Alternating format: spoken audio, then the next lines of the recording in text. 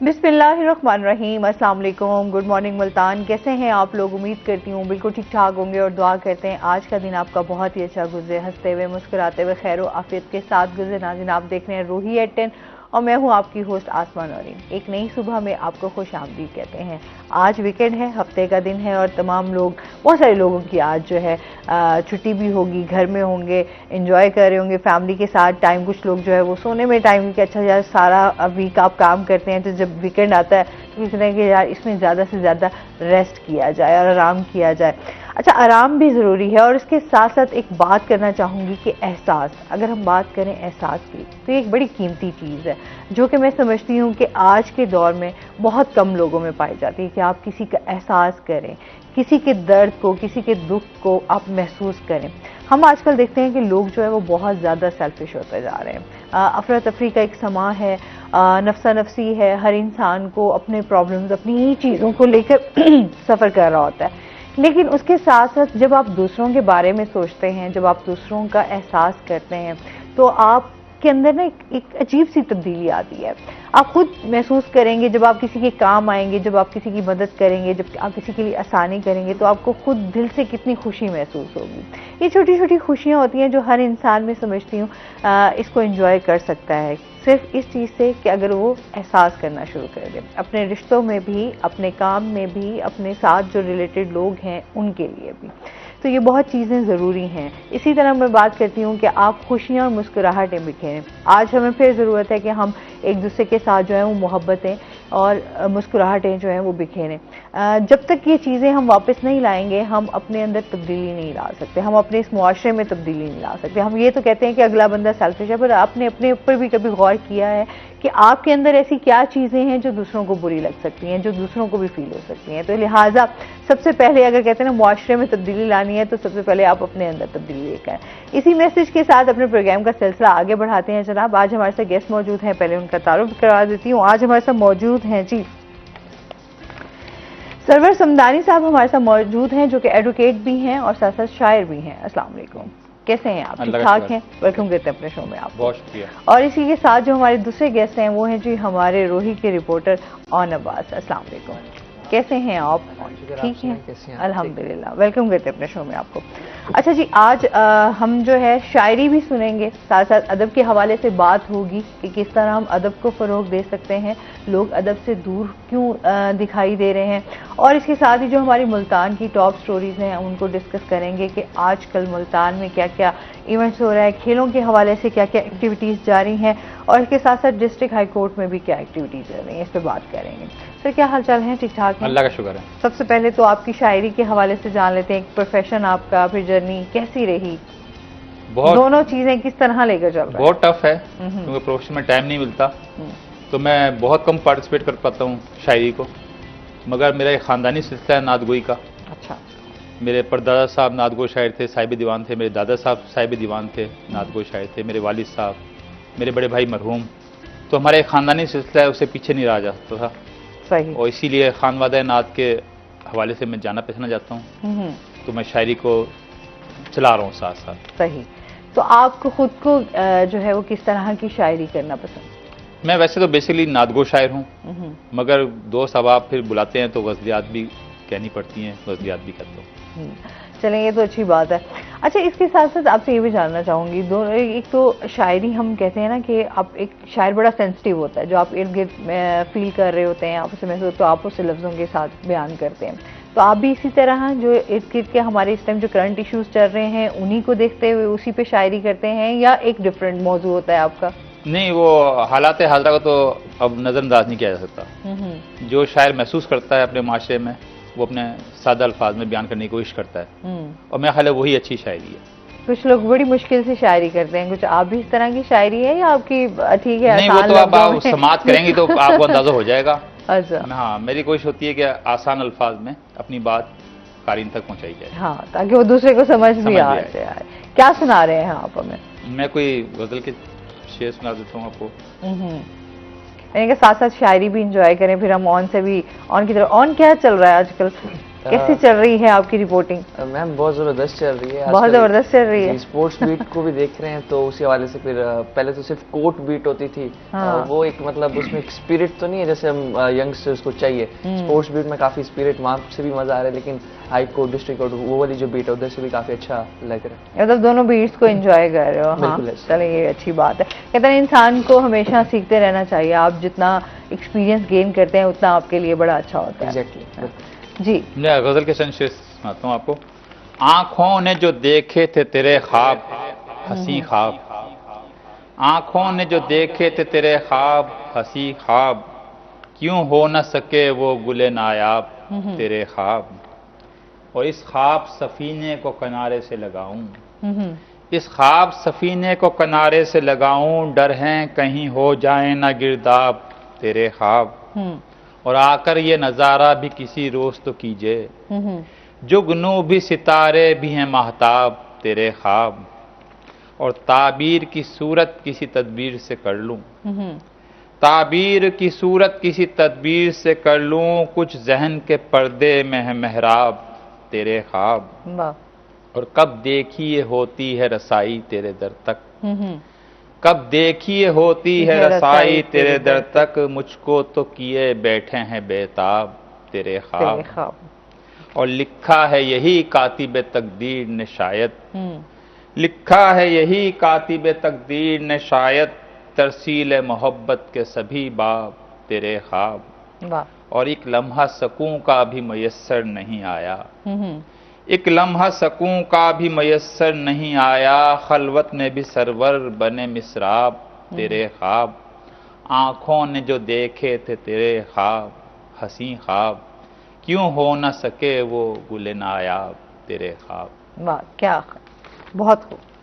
मुझे लगता है ऑन बहुत गौर से सुन रहे थे, शायरी से है लगा ऑन? बिल्कुल मैम बिल्कुल। अच्छा अच्छा, आ जाते हैं खेलों की तरफ। आपसे जान लेते हैं कि एचईसी की जानिब से स्टूडेंट खवातीन खिलाड़ियों के लिए बड़े टूर्नामेंट का एहतमाम किया गया है, इस हवाले से बताइएगा।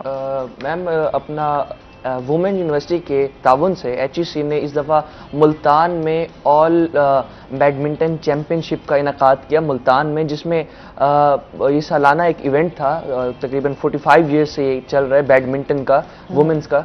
तो इसमें 18 टीम्स आई थी डिफरेंट यूनिवर्सिटी की, जिसमें पंजाब यूनिवर्सिटी, इस्लामिया यूनिवर्सिटी बहावलपुर, और इस तरह से पूरे पाकिस्तान से, मर्दान से यूनिवर्सिटी आई थी।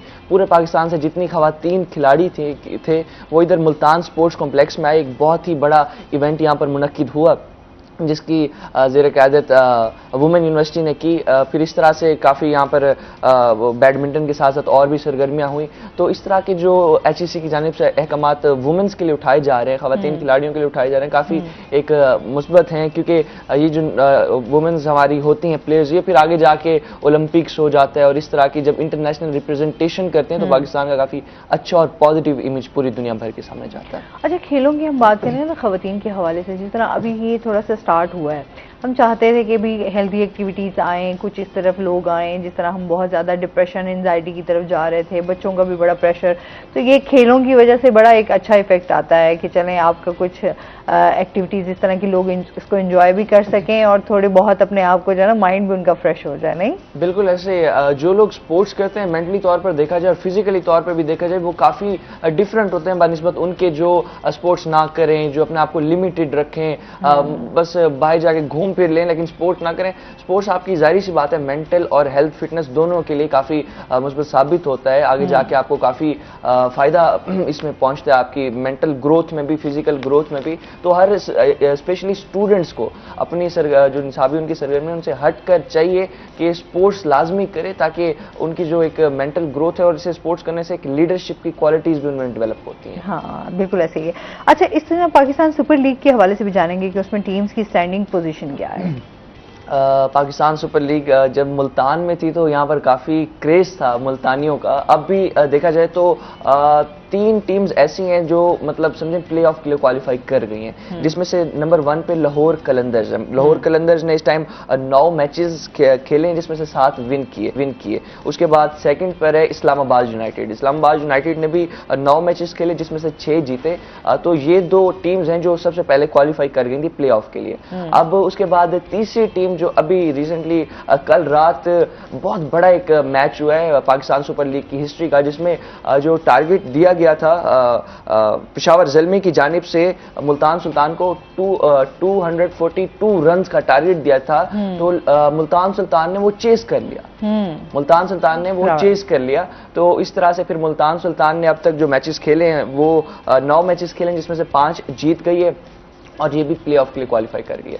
अब 2 टीम्स ऐसी हैं जिनका अब आपस में अगर इफ एंड देन वाली सिचुएशन बनी हुई है, उसमें पेशावर ज़ल्मी और कोयटा ग्लैडिएटर्स, क्योंकि अब पेशावर ज़ल्मी के भी 9 मैचेस हो गए हैं। पेशावर ज़ल्मी उसमें से 4 जीती है, कोयटा ग्लैडिएटर्स के भी 9 मैचेस हुए हैं और 3 जीते हैं। अगर तो पेशावर ज़ल्मी अपना इस्लामाबाद यूनाइटेड के साथ होने वाला मैच हार जाती है और जो कोयटा ग्लैडिएटर्स है वो अपना जो अगला मैच है वो विन कर लेती है अच्छे मार्जिन से, तो शायद उसके चांसेस हो जाए और वो भी प्ले ऑफ के लिए क्वालिफाई कर जाए। सही। अच्छा, क्योंकि ये इस तरह के मैचेस है ना, लोगों के लिए एक अच्छी एंटरटेनमेंट भी है। चलें, इस टाइम जो है हालात जिस तरह के चल रहे हैं उसमें भी खेलों को भी फरोग दिया जा रहा है।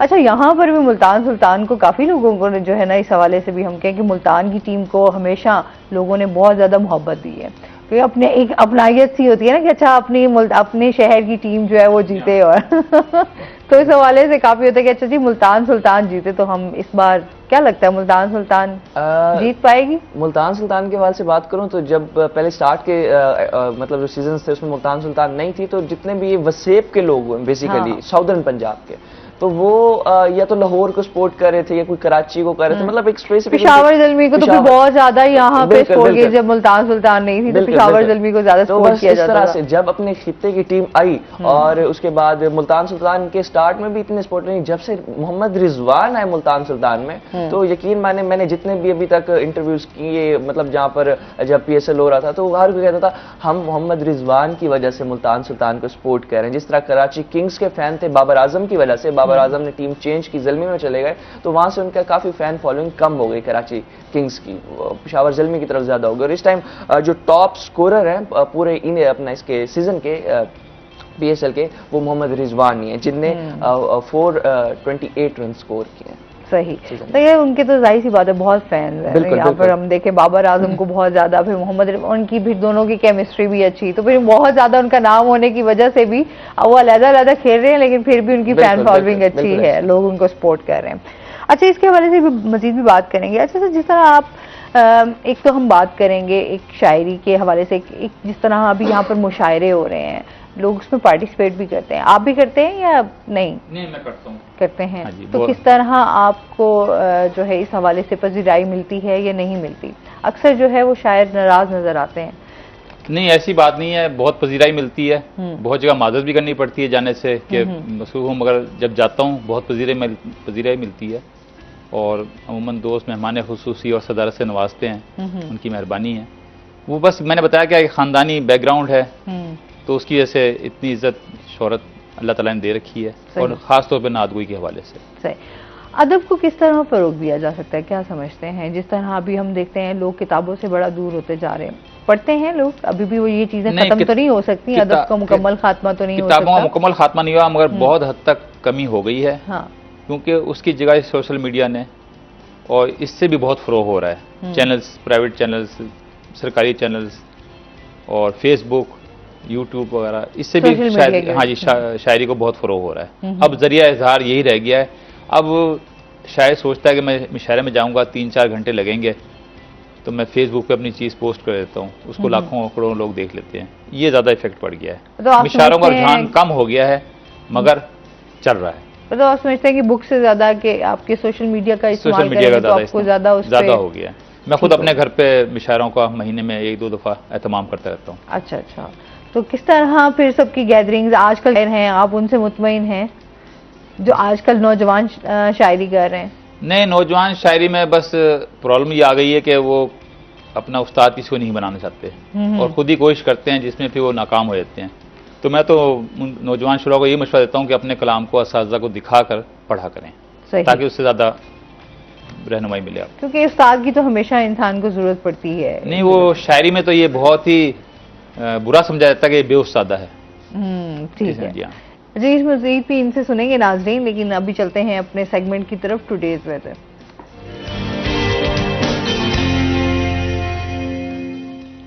हसन मलिक हमारे साथ मौजूद हैं। हसन से जानते हैं आज दिन पर मौसम कैसा रहेगा, क्या सूरत हाल है?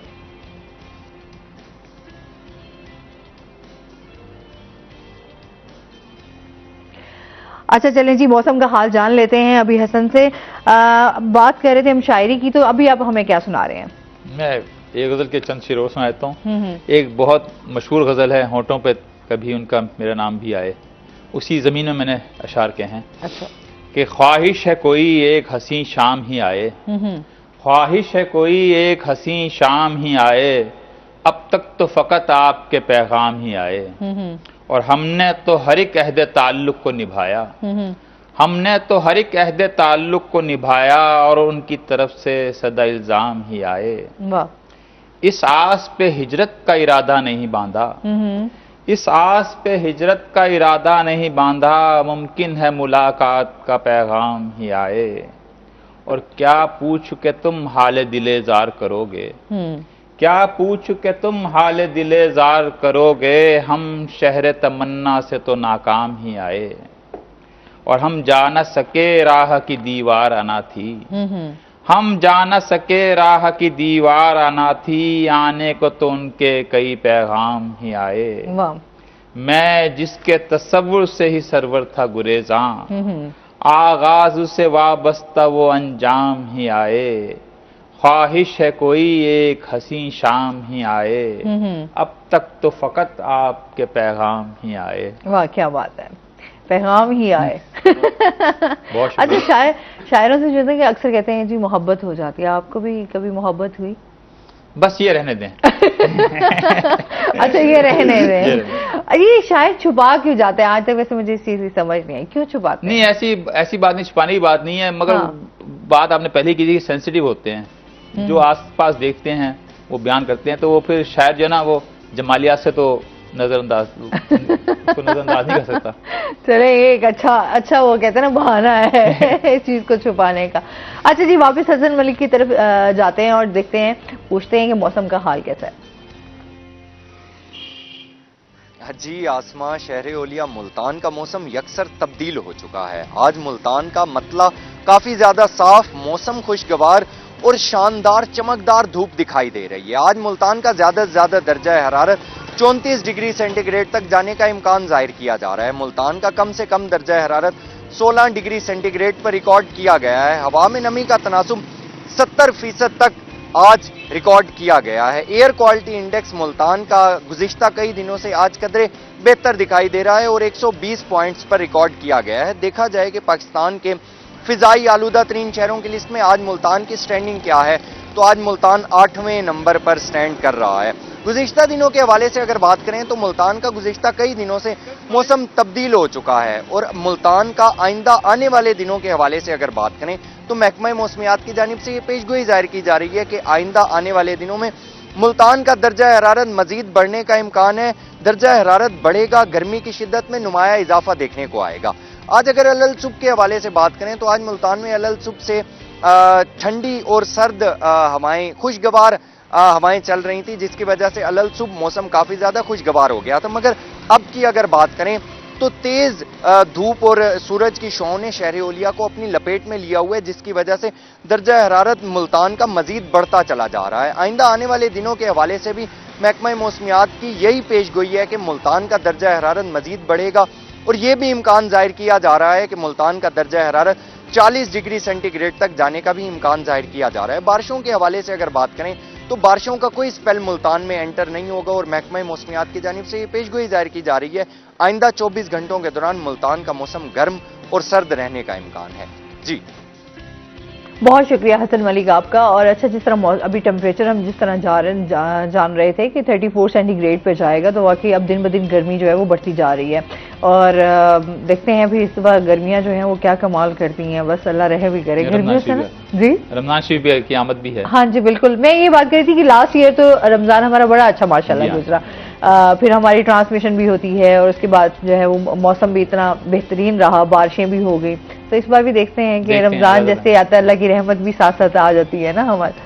अच्छा, इस पे तो बात हो रही है, साथ साथ हम बात ये करेंगे कि इस टाइम मुल्तान भर में जिस तरह खेलों के फरोग के हवाले से बात हो रही थी, उसकी क्या क्या सरगर्मियां और जारी हैं। एक तो हमने ये देख लिया ना कि खवातीन खिलाड़ियों के हवाले से क्या एहतमाम हो रहा है, इस तरह हम खेलों के फरोग के हवाले से भी करेंगे कि तालीमी इदारे क्या रोल प्ले कर रहे हैं, जो हमारे इदारे हैं वो किस तरह इसमें उनकी एक्टिविटीज जारी हैं।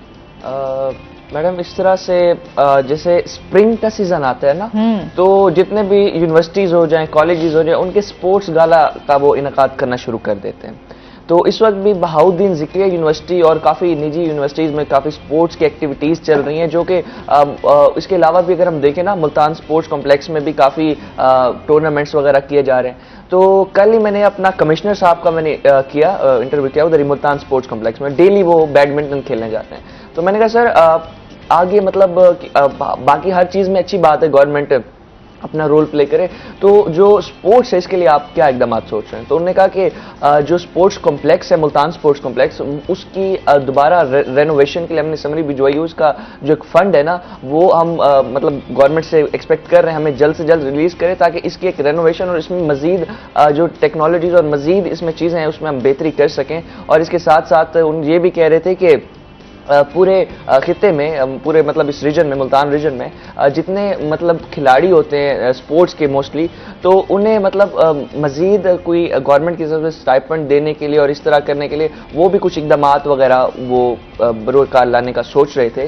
तो हम एक्सपेक्ट करते हैं, क्योंकि जो खिलाड़ी होते हैं उनका कोटा तो जाहिर सी बात है हर यूनिवर्सिटी में, हर कॉलेजेस में होता है, लेकिन मेरे ख्याल में जितना हमने ऑब्जर्व किया उस कोटे पे भी उनका हक मारा जाता है। तो जो अब यूनिवर्सिटीज़ और उनकी इंतजामिया होना चाहिए कि खिलाड़ी वो एक काफ़ी पैशनेट होते हैं अपने उसमें खेलों में, अगर अच्छी तरह से उन्हें अगर आप कोटा दें और फैसिलिटेट भी किया जाए ना खिलाड़ियों का।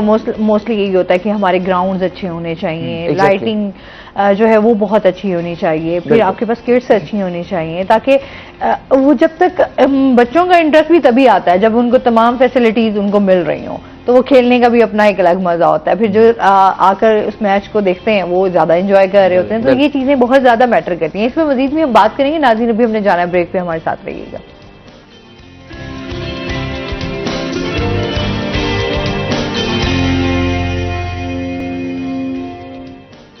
वेलकम बैक नाजरीन, रोही 10 में आपको खुश आमदीद कहते हैं। अच्छा जी, शायरी के हवाले से, जिस तरह आपकी नात के हवाले से भी आपके जो है शायरी बहुत ज़्यादा मशहूर है, उस हवाले से आप हमें क्या सुना रहे हैं? मैं नात के शेर सुना देता हूँ। अच्छा, क्योंकि शायरी के साथ आजकल जो है वो लोग बहुत ज़्यादा कनेक्टेड हैं। मैं समझती हूँ आपने कुछ अपने बात का इजहार करना हो, स्टेटस लगाना, खैर आजकल तो हम यही देखते हैं सोशल मीडिया पे आप बात करना चाह रहे हो तो कुछ आप शायराना अंदाज में बयान करते हैं ताकि लोग जो है उसको पढ़ें भी सही, महसूस भी हों और आपका मैसेज भी डिलीवर हो जाए। जी हाँ, स्टेटस भी लगाते हैं, फेसबुक पे भी अपलोड करते हैं। तो नाज़रीन बहुत हैं हमारे, सुनते हैं और पूरे वर्ल्ड में सुनते हैं अल्हम्दुलिल्लाह। मुझे भी कभी कभी होता है कि अच्छा कभी शायराना अंदाज में बहुत बयान कर दी जाए। नात के चंद शेर सुन लीजिएगा जी। हासिल मुझे एजाज़ सना और ही कुछ है, हासिल मुझे एजाज़ सना और ही कुछ है, मुझ पर मेरे मौला की अता और ही कुछ है। दुनिया में कोई इसका सिला दे नहीं सकता, दुनिया में कोई इसका सिला दे नहीं सकता, नाते शह वाला का सिला और ही कुछ है। सुभान अल्लाह। जिसने भी वसीला दिया महबूब खुदा का, उस शख्स की तासीर दुआ और ही कुछ है। लफ्जों में बयां हो नहीं सकता किसी सूरत, कुर्बे शह वाला का मजा और ही कुछ है। वाह वाह, क्या बात है। फिर देखिए शादाब जहाने दिलो जां को, तैबा से जो आती है हवा और ही कुछ है। वाह सुभान अल्लाह। शाहों से भी अफजल है ये ईमान है मेरा, दरबार रिसालत का गदा और ही कुछ है। वाह क्या बात। दिन रात बरसती है वहाँ रहमत यज़दां, हाँ शहर मोहम्मद की फजा और ही कुछ सुभान है। अल्लाह, सुभान अल्लाह, वाह क्या महरो महो अंजुम की जिया खूब है लेकिन पर शम्मे रिसालत की जिया और ही कुछ है। वाह क्या बात। सरवर मुझे मालूम है मैं जान गया हूँ, सरवर मुझे मालूम है मैं जान गया हूँ, हिजरे गमे आका की दवा और ही कुछ है। वाह क्या बात। हासिल मुझे एजाज सना और ही कुछ है। वाह क्या बात। मुझ पर मेरे मौला की अता और ही कुछ है। बहुत खूब, बहुत खूब। ये इस तरह की शायरियां यकीन करें इंसान फिर आप कहीं और चले जाते हैं। जी जी, शायरी को सुनते हुए भी कहते इबादत है। बिल्कुल ऐसे ही है।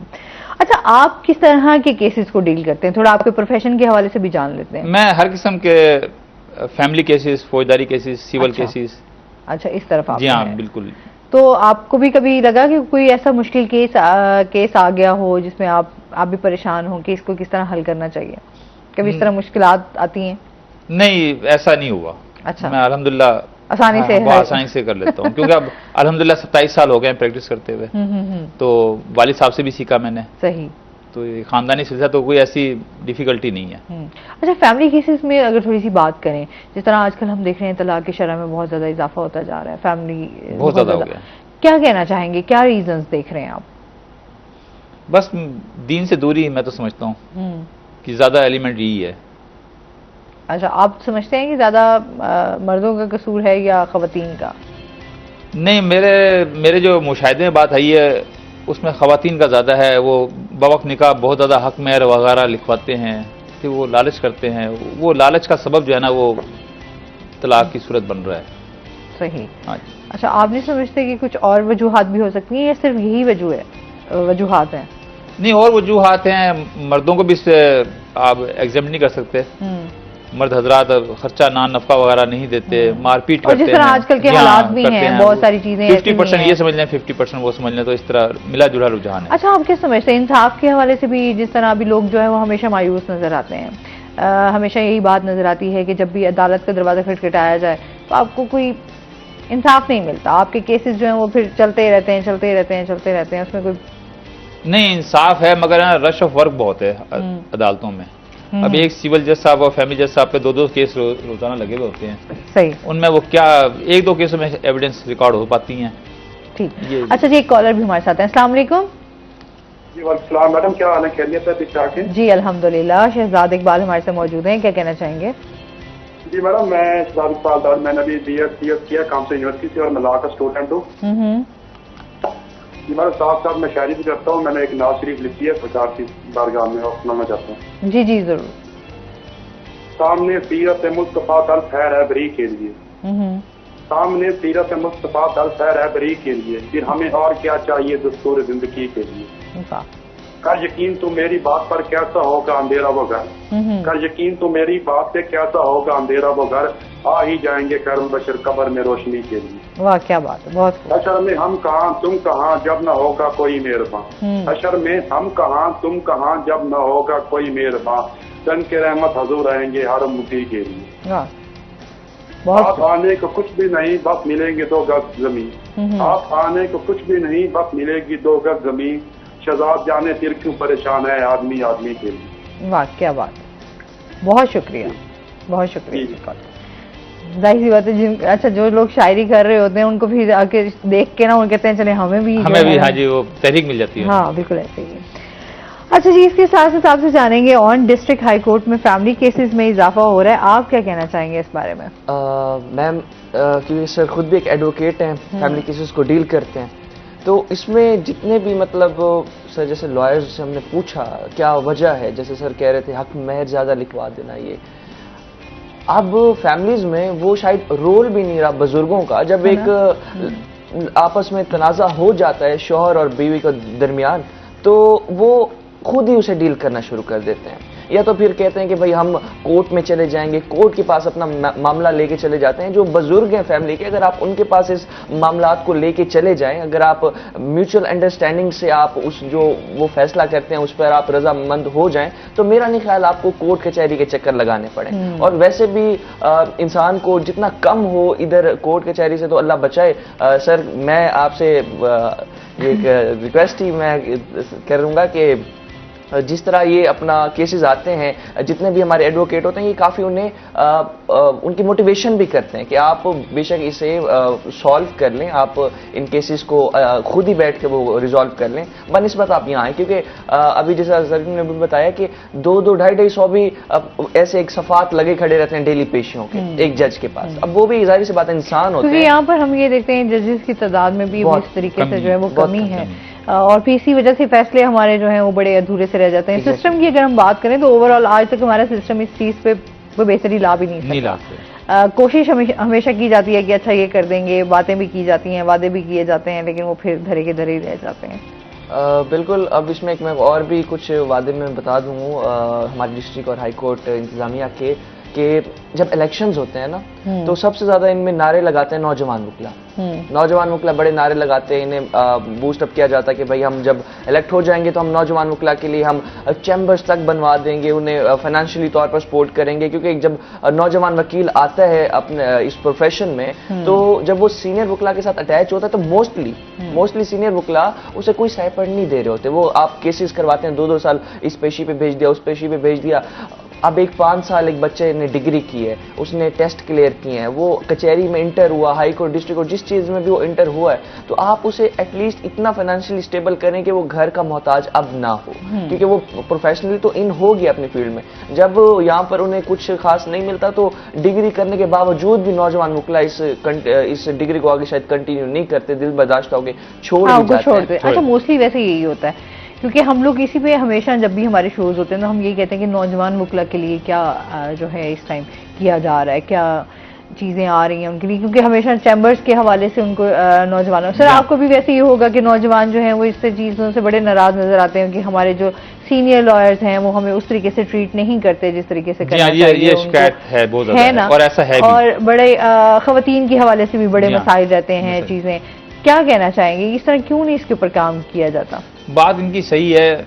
ऑन साहब ने जो कहा कि जब इलेक्शन में हमारे अहदेदारान आते हैं तो उसको नारे लगाते हैं ये कि हम करेंगे, नौजवान वकला के लिए करेंगे, मगर वो 1 साल का ट्रेनर गुजर जाता है और वो मामला वहीं का वहीं रह जाता है और उनके लिए कोई मुस्बत इक़दाम नहीं हो पाते, ना उनके चैम्बर्स के लिए। अब चैम्बर्स हमारे यहाँ जो नए बने हैं वो उनकी रेंज से बहुत ज़्यादा हैं, मतलब 8 लाख, 10 लाख, 12 लाख, 14 लाख इस तरह के चैम्बर्स के रेट हैं, तो नए नौजवान वकला नहीं खरीद सकते। जाहिर सी बात है, अभी तो वो खुद लर्निंग में उसमें कंडीशन और सीनियर्स उनको अकोमोडेट करने के लिए तैयार नहीं है किसी भी सूरत। ये बात है, इलेक्शन में तो हमने तो बहुत देखा कि हम नौजवानों के लिए बहुत ज्यादा काम करेंगे और उनके लिए, लेकिन देखते हैं कि आगे क्या होता है, बेहतरी है। अच्छा, इसके साथ साथ हम ये भी अच्छा, नौजवान वकला के मसाइल पे जिस तरह बात हो रही है, एक तो ये होगा ना चैम्बर के हवाले से होगा, एक ये हो गया कि उनको उस तरीके से जो है फाइनेंशियली भी सपोर्ट नहीं हो रही, और इसके अलावा क्या मसाइल हैं? इसके अलावा भी अगर हम देखें ना तो नौजवान वकला ये भी थोड़ी सी शिकायत करते हैं कि जब हम जाते हैं एक केस लेकर अदालत में, तो जजेस साहिबान जो एक सीनियर वकला जिस तरह डील करते हैं ना, उस तरह शायद नौजवान वकला को नहीं डील करते। तो जाहिर सी बात है, आपका जो आप एक केस लेकर जा रहे हैं, आपने तो अपने क्लाइंट को यही कहा है कि हम आपको केस में इंशाल्लाह ज़्यादा रिलीफ दिला के देंगे। तो जब आप देखें कि जो अदलिया या फिर हमारे जजेस नॉट, क्योंकि वो न्यू इंटर हो या फील्ड में, तो अगर उन्हें उस तरह से शायद उनकी ना सुने या इस तरह से उनके दलाइल वगैरह को भी वो इतना इम्पोर्टेंस ना दे, तो शायद इस वजह से भी नौजवान वकला को थोड़ा दिल बर्दाश्त वो हो जाते हैं और जुडिशरी से भी बारहा दरख्वास्त करते हैं कि बार और बेंच का ताउन जो है ना दोनों का आपस में अच्छा होगा तो साइलिन के लिए बेहतरी होगी। तो नौजवान वकला के भी इस मैटर के ऊपर भी अदलिया को चाहिए कि उन्हें अच्छी तरह से डील करे। जो एक नौजवान वकील भी अगर अपना एक केस इस प्रोफेशन को लेकर ना लोग बड़े इस तरफ आना भी चाह रहे होते हैं, क्योंकि प्रोफेशन ऐसा है। इस हवाले से मजीद भी बात करेंगे। एक कॉलर है हमारे साथ। अस्सलाम वालेकुम। वालेकुम सलाम। रिदा है हमारे साथ। मैं ठीक अल्हम्दुलिल्लाह, आप कैसी हैं? अल्लाह का शुक्र है। मैंने ऑन से बात करने के लिए कॉल की है। जी जी, बात करें आप ऑन से। जी ऑन कैसे हैं आप? आपकी चीज़ों को देख के बहुत अच्छा लगता है। चलें, बहुत शुक्रिया आपका। आपने हमें काफ़ी अच्छा लगता है जब दोस्त मोटिवेट करें और इस तरह के कमेंट्स वगैरह दें, तो काफ़ी अच्छा बूस्टअप मिलता है हमें भी। क्या कहना चाहेंगी रिदा? कुछ पूछना चाहेंगी आप ऑन से? ऑन के बारे में तो हम लोग सभी जानते हैं, पर ऑन को जब भी टीवी पे देखते हैं तो ज्यादा अच्छा लगता है। चलिए ठीक है ठीक है जी, इन्हें सपोर्ट करें और इन्हें इसी तरह, जाहिर सी बात है जब इंसान दोस्तों के साथ हो ना, मोटिवेट कर रहा हो, जिस तरह ऑन ने बात की है, तो बड़ा अच्छा लगता है। दोस्त आपको देख रहे होते हैं और फिर आपको मोटिवेट भी करते हैं, अप्रिशिएट करते हैं, सबसे बड़ी बात ये है। अच्छा जी, इस पे मजीद भी हम इनसे बात करेंगे, लेकिन अभी हमने जाना है ब्रेक पे, हमारे साथ रहिएगा।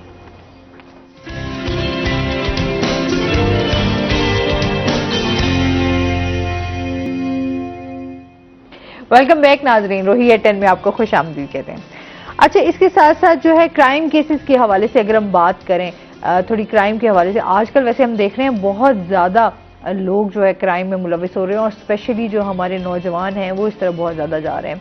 अभी मैं कल परसों जो है वो एक देख रही थी वीडियो, उसमें जो है लोग जो 2 से 3 और जो लोग हैं, एक मैंने देखी कि एक वीडियो जो है वो बुटीक में एक आदमी गया और उसने जो है वो गन पॉइंट पे वहाँ से जो है वो पैसे कैश वगैरह लिए और वहाँ से वो फरार हो गया।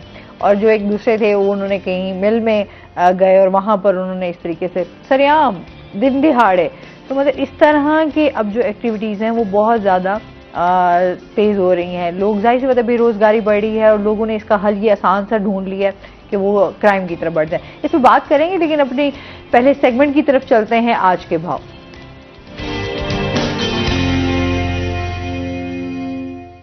शकील सुल्तान हमारे साथ मौजूद हैं। शकील से जानते हैं आज मार्केट में सब्जी और फलों के क्या रेट्स हैं। जी बिल्कुल, मुल्तान शहर की मार्केट में सब्जियों और फलों की आज की ताज़ा कीमतों की बात करें तो आज कोई उतार चढ़ाव भी नहीं देखा गया। कीमतें वहीं बरकरार हैं, लेकिन वो कीमतें भी कुछ ऐसी ही हैं कि आम शहरी से कुछ नज़र नहीं आता, बहुत ज़्यादा हैं। शहरी परेशान नज़र आते हैं। तमाम लोगों का यही एक मुतालबा भी रहा है कि कीमतें कुछ कम की जाएं, जो कि होती नज़र नहीं आ रही। उसमें सब्जियों की अगर हम बात करें, उसमें बुनियादी सब्जियां हैं, मौसमी सब्जियां हैं, जो नई मौसमी गर्मा की सब्जियां आ रही हैं वो भी हैं, उनकी कीमतें बहुत ज़्यादा हैं। वो सब्जियां जो अभी मार्केट में आ रही हैं, जिसमें भिंडी 200 से 240 में फ़रोख्त हो रही है। इससे पहले जब भिंडी का मौसम ख़त्म हुआ था, भिंडी 80 रुपये फ़ी किलो तक आ गई थी। अब जैसे ही दोबारा इसका मौसम शुरू होने को है तो भिंडी 240 तक पहुंची हुई है। इसके साथ तोरी 240 में, देसी तोरी भी है, घिया तोरी भी है। उसके साथ अरबी भी 200 से 240 में फ़रोख्त हो रही है। सुहांजना 240 था, वो 120 में फ़रोख्त होने लगा है, जबकि कचनार 300 तक फ़रोख्त है। इसके साथ बुनियादी सब्जियों में लीमू जो है 160 से 240 में। इसके साथ अदरक 480 रुपये फ़ी किलो में, लहसुन 400 रुपये फ़ी किलो के हिसाब से फ़रोख्त हो रहे हैं। हरी मिर्च 120 में, शिमला मिर्च 160 रुपये फ़ी किलो में, प्याज 150 रुपये फ़ी किलो में दस्तयाब हैं। इसके साथ फलों की बात करें तो फलों की कीमतें भी आसमान से बातें कर रही हैं, जिसमें अंगूर और खजूर 600 रुपये फ़ी किलो में है। खजूर पहले 320 में मिल जाती थी, लेकिन खजूर भी महंगाई की दौड़ में शामिल हुई और 600 रुपये फ़ी किलो तक पहुंच गई है। इसके साथ अनार 500 रुपये फ़ी किलो में, सेब 350 रुपये फ़ी किलो में। उसके साथ बाकी फल, जिसमें लोकल अमरूद महंगा हुआ था, 240 रुपये फ़ी किलो तक पहुंचा हुआ है। केले महंगे हुए 240 से 300 रुपये फ़ी दर्जन तक पहुंचे हुए हैं। ओवरऑल अगर देखा जाए तो सब्जियों की कीमतें उतार चढ़ाव रहता है, लेकिन वो भी आम शहरी की पहुंच से दूर नज़र आती हैं। फलों की कीमतें भी शहरियों के सवाल से इंतज़ामिया से मुतालबा भी रहा है हमेशा से कि सब्जियों फलों की कीमतें कम की जाएँ, क्योंकि रोज़ाना का एक इस्तेमाल है, हर गरीब अमीर ने इस्तेमाल करनी होती हैं सब्जियां और फल भी। तो इस हवाले से मुतालबा भी करते नज़र आते हैं कि इंतज़ामिया जो है वो एक सरकारी और मार्केट के रेट में भी बैलेंस लाए और कीमतों में भी कुछ कमी करे। जी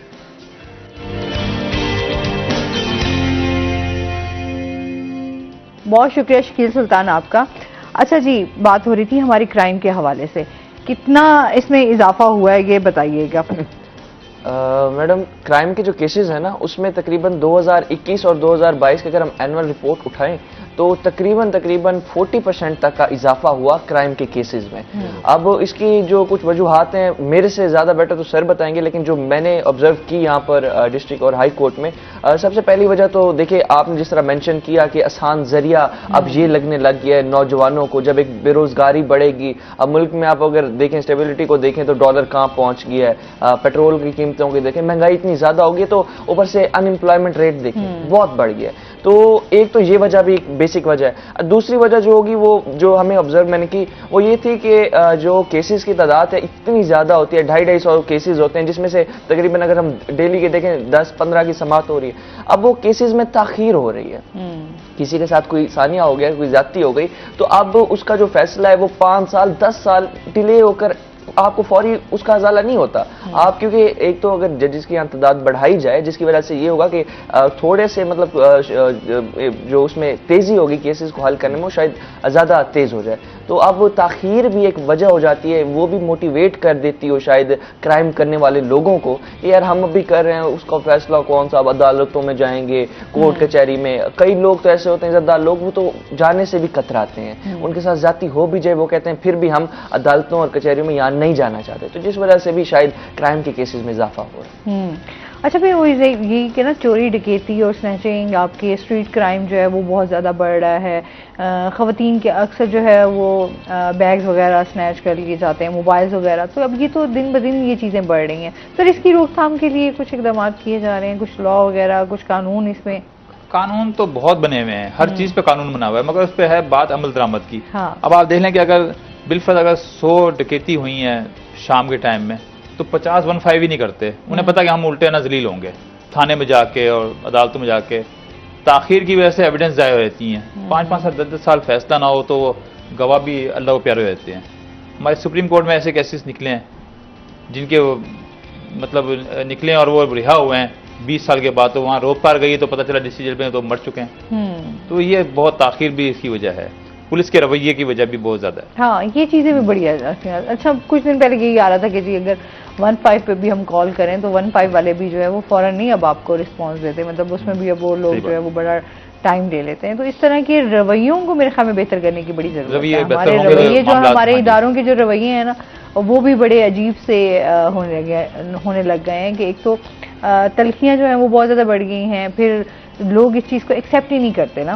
फौरन से अगर आप किसी के हवाले से भी बात करें तो उसका रिस्पांस जो है वो बड़ा नेगेटिव आता है, पॉजिटिव नहीं आता। तो लोगों का इस हवाले से भी जो है वो ट्रस्ट खत्म होता जा रहा है। आप क्या कहेंगे इस बारे में? इदारों पे एतमाद नहीं है। हाँ, अब लोग जो है ना पे भी और वो थानों पे भी पुलिस पे भी एतमाद नहीं रहा। एतमाद का फुकदान यही हो रहा है कि वहां से रिस्पांस नहीं मिल रहा। बिल्कुल ऐसे ही। अच्छा, अभी क्या सुना रहे हैं आप? ये तो हम साथ साथ बातें करते ही रहेंगे। चले, ये हमारे ऐसे मसाइल हैं जिसमें हमारी डेली डिस्कशंस होती हैं। गजल के चंद शेर और सुना देता हूँ।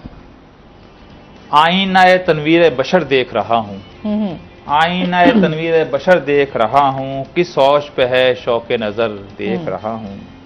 सोए हैं मुकद्दर कहीं जागे हैं नसीबे, ये डूबते तारों का असर देख रहा हूँ। वाह। और तकदीर न जाने कहाँ ले जाएगी सरवर, हाथों की लकीरों में सफर देख रहा हूँ। वाह, क्या बात। और एक आग का दरिया है जो पलकों पे रवां है, मैं मौजज़ाए दीदाए तर देख रहा हूँ। और ये कौन सा आलम है मोहब्बत का न जाने, ये कौन सा आलम है मोहब्बत का न जाने, हर समत तुम ही तुम हो जिधर देख रहा हूँ। वाह, क्या बात। और जैसे कि करीब आके पुकारा हो किसी ने, घबरा के इधर और उधर देख रहा हूँ। किरणें भी मुसरत की हैं साए भी अलम के, क्या सिलसिलाए शाम सहर देख रहा हूँ। और शेर देखिए, ये आग सी कैसी है न शोला न धुआं है, ये आग सी कैसी है न शोला न धुआं है, जलता हुआ घर फिर भी मगर देख रहा हूँ। और बदली हुई सरवर है फजा सहने चमन की, किस तरह से होती है बसर देख रहा हूँ। आईना तनवीर बशर देख रहा हूँ, किस औज पे है शौके नजर देख रहा हूँ। वाह, क्या बात, बहुत शुक्रिया आपका। अच्छा जी, ऑन सरवर साहब आप तो हमारे साथ रहेंगे, लेकिन ऑन का हम शुक्रिया अदा करेंगे कि हमारे साथ शो में रहे। इसके साथ ही नाज़रीन, अभी हमने जाना है ब्रेक पर, हमारे साथ रहिएगा। जब हम ब्रेक से वापस आएंगे तो हमारे साथ कुछ और गेस्ट मौजूद होंगे।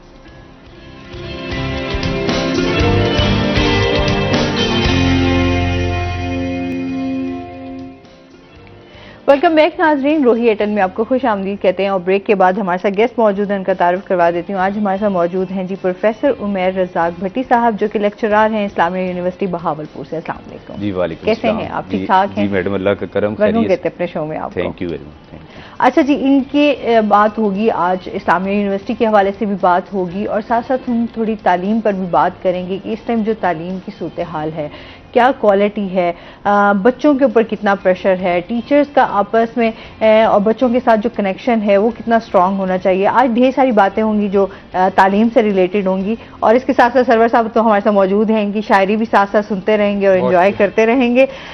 इनसे मजीद भी बात होगी, लेकिन पहले चलते हैं अपने सेगमेंट की तरफ, टुडेज हेल्थ। अच्छा जी, आज हम बात करने जा रहे हैं स्ट्रॉबेरी पे। आपको पता है कि स्ट्रॉबेरी इस मौसम में जो है वो बहुत ज़्यादा अब आ भी चुकी है और लोग बहुत ज़्यादा शौक से खाते भी हैं, चाहे बच्चे हों चाहे बड़े हों, हर किसी को स्ट्रॉबेरी जो है वो बहुत ज़्यादा पसंद है। मेरी भी बड़ी फेवरेट है स्ट्रॉबेरी। और स्ट्रॉबेरी के हवाले से अगर हम बात करें कि किस तरह ये आपको फ़ायदा दे सकती है, तो ये बहुत ज़्यादा एक तो एंटीऑक्सीडेंट है जो कि आपकी हड्डियों को भी बहुत मजबूत बनाती है और साथ में स्पेशली जिनको जोड़ों का दर्द होता है उनके लिए स्ट्रॉबेरी जो है वो बहुत ज़्यादा फ़ायदेमंद है। चाहे स्ट्रॉबेरी आप देख लें कि हमारे यहाँ किस तरह इस्तेमाल होती है, स्ट्रॉबेरी केक हों, स्ट्रॉबेरी बिस्किट्स हों, बच्चे बड़े शौक से खाते हैं। तो हर जगह जो है स्ट्रॉबेरी का जब भी नाम लिया जाता है तो हमेशा लोग जो है उसे बहुत ज़्यादा पसंद करते हैं। इवन कि हमारे घर में डिज़र्ट्स वगैरह भी बनाई जाए तो उनमें जो है वो स्ट्रॉबेरी का इस्तेमाल किया जाता है। फ्रूट सैलेड आप बना लें, उसमें भी आपके स्ट्रॉबेरी ऐड होती है, तो वो आपके लिए बहुत ज़्यादा फ़ायदेमंद है। स्पेशली ख़वातीन के लिए बहुत ज़्यादा ये फ़ायदा देती है। एक तो प्रेगनेंसी के हवाले से आपको ये उसमें बहुत ज़्यादा फ़ायदा देती है और इसके साथ साथ हम बात करें कि जदीद रिसर्च के मुताबिक जो है वो ये आया है कि ये हाई ब्लड प्रेशर के लिए जो है वो बहुत ज़्यादा मुफीद है। जिन लोगों को ब्लड प्रेशर का मसला रहता है उनके लिए स्ट्रॉबेरी जो है वो बहुत ज़्यादा फ़ायदेमंद है। इसके साथ साथ कैंसर से भी आपको बचाती है। विटामिन जो हैं वो इसमें बहुत ज़्यादा पाए जाते हैं। विटामिन सी की मिकदार जो है वो वाफिर मिकदार में पाई जाती है, जो कि इंसानी जिस्म के लिए बहुत ज़्यादा मुफीद है। क़ुव्वत मुदाफ़ियत जो है उसको भी बढ़ाती है। हार्ट अटैक के ख़तरे को भी जो है वो कम करती है। अगर हम बात करें कि आप किस तरह स्ट्रॉबेरी का इस्तेमाल कर सकते हैं, तो आप उनका शेक भी बना सकते हैं, आप उनका जूसेस का इस्तेमाल भी कर सकते हैं। वैसे भी आप स्ट्रॉबेरी वैसे खाएं तो वो भी बहुत ज़्यादा फ़ायदेमंद है। वो कहते हैं ना, हमेशा अल्लाह ताला ने ना हमें बेशुमार नेमतों से जो है वो नवाजा हुआ है, चाहे सब्जियाँ हैं चाहे फल हैं। जैसे ही मौसम चेंज होता है तो मौसम के साथ साथ नए फल भी आ जाते हैं जो कि आपको उसी तरह जायकेदार होते हैं, जो आपकी सेहत के लिए बहुत ज़्यादा फ़ायदेमंद होते हैं। तो हमेशा अच्छी और हेल्दी डाइट खाएं ताकि आप सेहतमंद रहें। सेहतमंद होंगे तो आप अपने तमाम काम जो है वो अच्छे तरीके से निभा सकेंगे। वैसे हम अपने गेस्ट से भी पूछते हैं, स्ट्रॉबेरीज आपको कितनी पसंद है वैसे?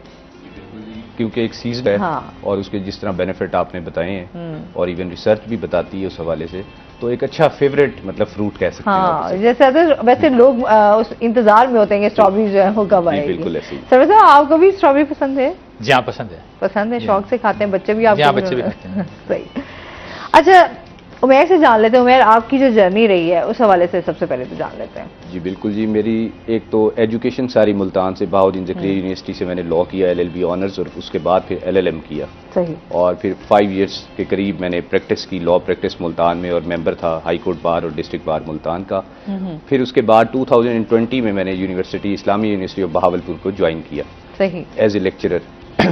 तो सबसे बड़ी बात इसमें जो मेन रोल है, मतलब अगर हम एजुकेशनल साइड पे बात करें तो वो और प्रैक्टिस दोनों चीज़ें अगर क्लब की जाएँ तो सेम पैटर्न पे हैं। क्योंकि जब एक अच्छी एजुकेशन आपके पास होगी तो आप फील्ड में भी उतने अच्छे लॉयर और उतने अच्छे जज बन सकते हैं। हाँ, ये तो है। तो आजकल आप क्या देखते हैं वैसे, नौजवानों का इंटरेस्ट इसमें कितना है?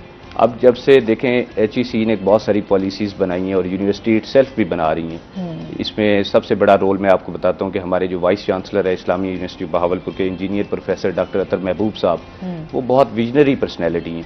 मतलब उनके आने से एक तो हमारे यहाँ जो मतलब कमी थी फैकल्टी की, उनको उन्होंने कंप्लीट किया, जिसमें हम इस टाइम हमारे पास प्रोफेसर हैं, प्रोफेसर डॉक्टर राव इमरान हबीब साहब जो चेयरमैन हैं हमारे डिपार्टमेंट के, और सेकंड 1 फैकल्टी को फिल किया, और स्टूडेंट रेशो जो है उसे मेंटेन किया उन्होंने, जिससे डिफरेंट डिसिप्लिन जो है लॉ के, जिसमें LLB ऑनर्स हम ऑफर करते हैं, LLM ऑफर करते हैं, और PhD इन लॉ ऑफर कर रहे हैं। वो भी प्रोग्राम्स आज पैरेलल चल रहे हैं, जिससे क्वालिटी ऑफ एजुकेशन, मतलब यही बच्चे ही कल को जब फील्ड में आएंगे तो एक कंप्लीट मतलब उनके पास नॉलेज होना चाहिए कि वो अपने आप को आके अपनी इस फील्ड में अपने आप को प्रूव करें। बिल्कुल ऐसे ही है।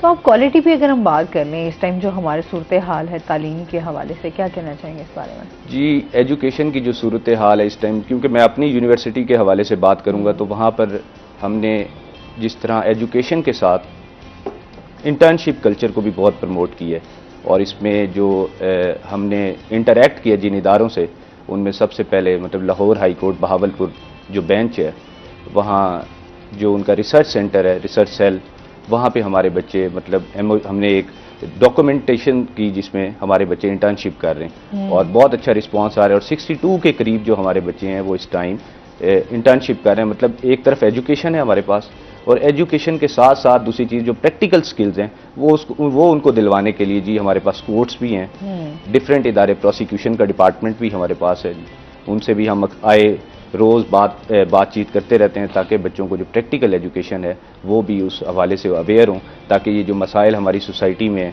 लोगों को इंसाफ नहीं मिलता और वो एक ट्रू स्पिरिट में, अगर हम देखा जाए जो लीगल प्रोफेशन का जो ट्रू स्पिरिट है उसके मुताबिक वो लोगों को इंसाफ दिलवाने में मददगार साबित हों। तो अभी जिस तरह ओवरऑल अगर हम बात करें एजुकेशन को लेकर बहुत ज़्यादा मसाइल हैं, फिर हम ये देखते हैं कि आजकल टीचर्स और स्टूडेंट्स के दरमियान भी बड़ा कम्युनिकेशन गैप आता जा रहा है, इसको कैसे कम किया जा सकता है? इसको हमने इस तरह कम किया, मिनिमाइज किया इस गैप को। मतलब हमने अपने स्टूडेंट्स को इंडल्ज किया है बहुत सारी एक्टिविटीज़ में। मसलन मैं आपको बताता हूँ कि इस टाइम 13 फैकल्टीज़ हैं हमारे पास, 13 फैकल्टीज़, और उनमें 13 मतलब हमने डेजिग्नेशन दी है कि deputy DSA, deputy director student affairs, जिसका पर्टिकुलर पर्पस जो है इस जॉब का वो ये है कि स्टूडेंट्स के अंदर तमाम वो जो एक्स्ट्रा करिकुलर एक्टिविटीज़ हैं उनको प्रमोट करना, उनके स्किल्स जो है उनको ओरिएंट करना, ताकि वो तालीम के साथ साथ वो अपने उन एस्पेक्ट्स को भी देखें जिसमें डिफरेंट कल्चर्स हैं। लाइक फॉर एग्जांपल अभी हमने एक बहुत अच्छा इवेंट हमारी यूनिवर्सिटी ने ऑर्गेनाइज किया, BLCF Bahawalpur literary and cultural festival, जिसमें पूरे पाकिस्तान की मतलब नामवर जो हमारी पर्सनैलिटीज़ हैं, चाहे वो उनका ताल्लुक उर्दू अदब से था, उनका लॉ से था या किसी भी सेगमेंट से था, तो वो एक सक्सेसफुल ऑर्गेनाइज करवाया। तो जिसका कोर पर्पस यही था कि जो हमारे स्टूडेंट्स हैं वो इन एस्पेक्ट्स को भी साथ लेके चलें एजुकेशन के साथ साथ। सही। सर्विस कब से भी जानते हैं, सर्विस एजुकेशन के हवाले से आप क्या कहना चाहेंगे? आप तो शायर भी हैं, फिर एडुकेट भी हैं, सब चीज़ें, एजुकेशन को किस तरह देखते हैं, हमारी एजुकेशन क्वालिटी को? एजुकेशन क्वालिटी बहुत अच्छी जा रही है इस वक्त, खासतौर पर बहुद्दीन ज़िक्री यूनिवर्सिटी के हवाले से। मेरा छोटा भाई भी वहाँ पे है, वहाँ का एम्प्लॉई है, और हमारे भाई जैसे बता रहे हैं बहुत अच्छा जा रहा है। चलें, आपकी शायरी भी सुनते हैं ना साथ साथ, ये एजुकेशन की क्या सुना रहे हैं आप हमें? आप भी शायरी से आपको है लगाओ या नहीं? जी जरूर सुनते हैं, शायरी के साथ होना सुनते हैं या आप कहते भी हैं कोई शेर वगैरह या नहीं? कहते तो नहीं है लेकिन सुनते जरूर है। ठीक है, थोड़ा चेंज करके।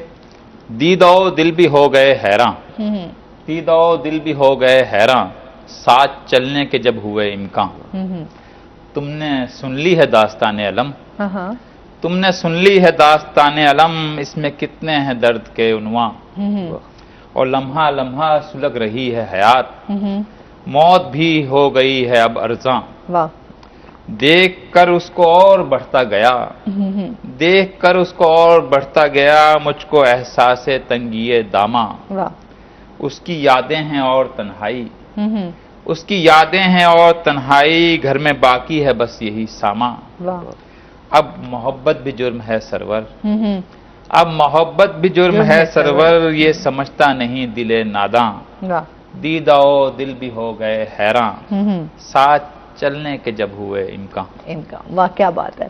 अच्छा ये बताएं, कोई बुक भी आप उसकी तरफ आ रहे हैं या नहीं? जी हाँ, पहले मेरा नातिया मजमुआ है वो कंपोज हो रहा है। अच्छा। इंशाल्लाह बहुत जल्द आ जाएगा। तो बाकी हमारे तो पूरी फैमिली के साहिब दीवान है, परदादा साहब से लेके बड़े भाई तक के सब साहिब दीवान है। सही।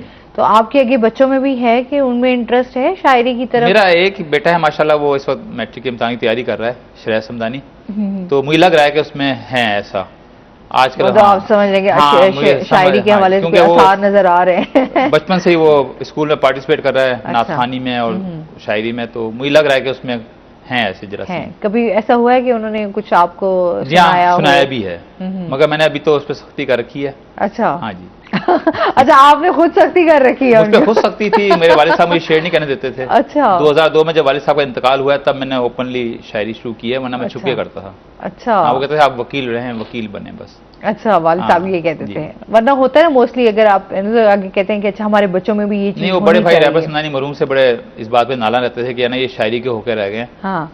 तो वो कहते हैं नहीं, आप खालिस्तान में आपको वकील देखना चाहता हूँ। सही है। आपने शेर अगर जहन में आ जाए नोट भी नहीं करना। वो तो फिर मैंने उनके इंतकाल के बाद दोस्त अब आपने नहीं छोड़ा। सही। उनकी याद में मुशायरे हुए घर में, तो फिर ये मैं आपने इसको कंटिन्यू किया। अच्छा, तो इस तरह होता है घर में भी आप बेगम को भी शायरी सुनाते हो या इस तरह, या नहीं?